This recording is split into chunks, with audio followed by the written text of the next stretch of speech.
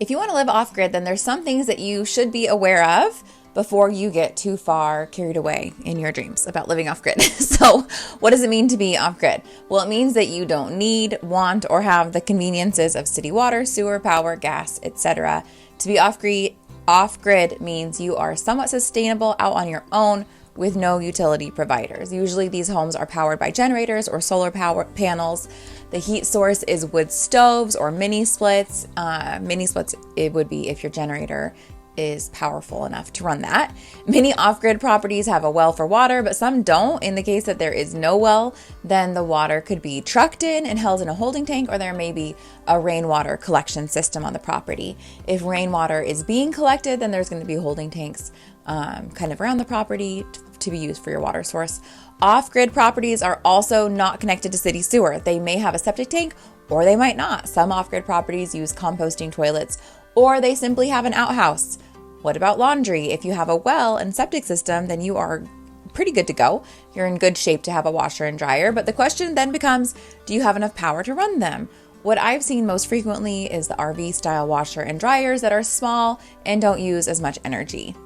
Thank you for watching. If you are new to the channel, I am new in North Idaho. My husband and I packed our bags and moved from Washington State to Coeur d'Alene this past winter, and I am using this channel as a place to document what it's like living here in North Idaho and also sharing what I'm learning along the way. I am a licensed realtor. I have been selling homes for about 9 years. This is my first year in Idaho selling homes, so I'm also just learning or sharing what I'm learning about the real estate market out here.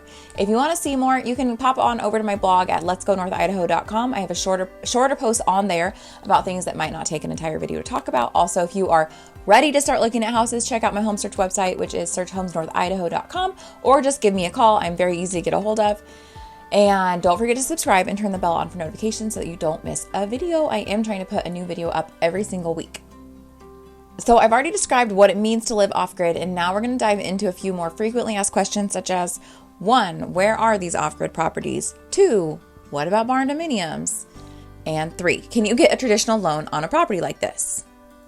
First, where are these properties? Most of these properties are pretty far out of town. I have a client shopping for a property just like this right now, and we are seeing listings pop up like 30, 45 minutes from Coeur d'Alene. Common towns that are coming up in her search are Spirit Lake, Worley, Twin Lakes, Rathdrum, Blanchard, and St. Mary's. You may be wondering how barn dominiums are fitting into all of this. I'm touching on this topic because, first of all, barn dominiums are just super popular right now, and I'm seeing more and more listings come up. I have a lot of buyers talking about buying land and wanting to put up a barn dominium, and lenders don't look at barn dominiums the same way that they look at stick-built houses. So I would just want to put that on your radar to think about. Barn dominiums are a great option if you are looking for an alternative to a stick-built house, or you simply do not have the budget for a traditionally built home on property. Barn dominiums are typically pole barns that have been modified to be a residence. That means they have more insulation, a plumbing system. They're built out to be more like a home than a barn, obviously. The cost to construct a barn dominium is significantly less than a stick-built house. As such, you can buy a barn dominium to live in for much less than typically buying a normal house on property. For a lot of people, this gets them to their goal of living on some property for a much lower cost. Let's get into good stuff and talk about financing. The bummer about buying off-grid homes or barn dominiums is that lenders don't treat them as a typical financing scenario for a conventional loan. They call the properties non-conforming, which means that the house doesn't meet Freddie Mac or Fannie Mae guidelines. And as you know, many lenders selling loans that are then packaged up and then sold to Freddie Mac or Fannie Mae. So that is why a few months after closing, you usually get a letter letting you know that your loan has been sold and is now being serviced by a different lender. For mortgage brokers to sell loans to the big guys, the loans have to fit a very specific set of criteria. Basics being having power, water, sewer, septic, etc. So unfortunately, barn dominiums and off-grid properties just don't fit very neatly into that criteria for conventional loans. Now, if you are working with a lender who keeps their loans in-house, like they're not selling off those portfolio loans, then that would be different. So reach out to me to have a conversation about that directly, because those banks really have more discretion about who they're lending money to for what purposes. So they're not having to meet all of those guidelines as they are writing those loans.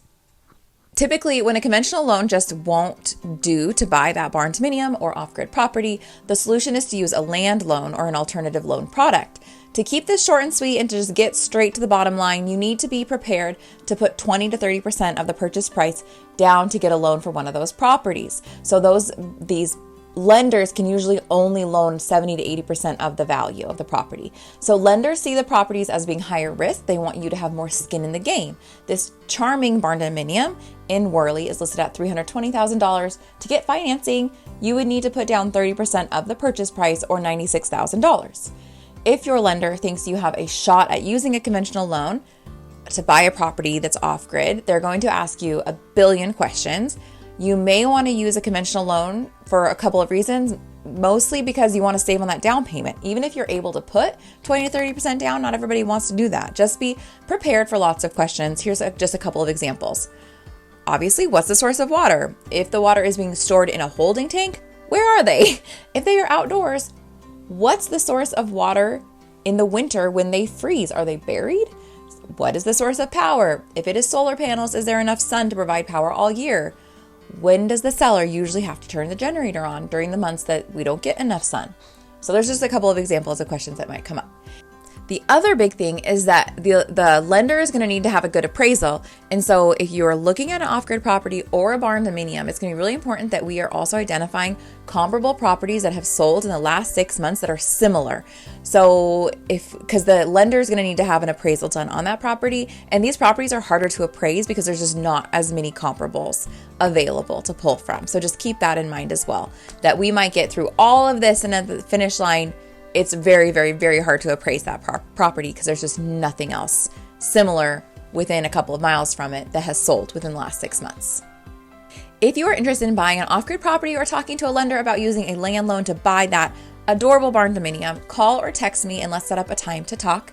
I'm happy to talk you through the process and to get you going with your home search.